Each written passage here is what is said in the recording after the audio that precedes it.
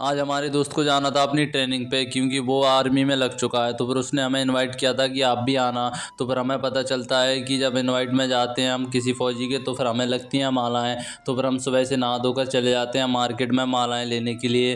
तो बस जैसे ही हम मार्केट जाते हैं तो हमें लगाती है भूख। तो सबसे पहले हम अपनी पेट पूजा कर लेते हैं, और पेट पूजा करने के बाद पहुँचते हैं एक आंटी के पास। उनसे बोलते हैं कि हमें मालाएं चाहिए। तो फिर उनको हम ऑर्डर दे देते हैं और थोड़ी देर में वो हमें मालाएं पैक करके दे देती हैं। तो फिर हम जैसे ही अपने घर आते हैं तो फिर हम अपने भैया को घर भेज देते हैं और अपने एक दोस्त के साथ निकलने लगते हैं अपने दोस्त के घर।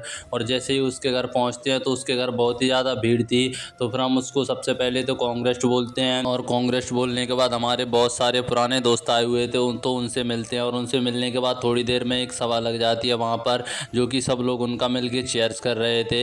और वो उसके पापा सबसे पहले तिलक करने लगते हैं और सब लोग तिलक करने लगते हैं उसका। तो फिर उसने में वो इमोशनल हो जाता है, और इमोशनल होने के बाद हम भी उसको माला पहना देते हैं। और उसको मालाएं पहनाने के बाद उसको घर से बाहर निकाल लेते हैं। और बाहर निकालने के बाद हमें पता चलता है कि डीजे ख़राब हो चुका है। और हमें और हमारे दोस्तों को जैसे ही पता चलता है कि डीजे ख़राब हो चुका है तो हमारा सबका मूड ख़राब हो जाता है, क्योंकि हमें करना था डांस, क्योंकि हमारे दोस्त की लग चुकी थी आर्मी में जॉब। तो हम बहुत ही ज़्यादा एक्साइटेड थे डांस करने के लिए।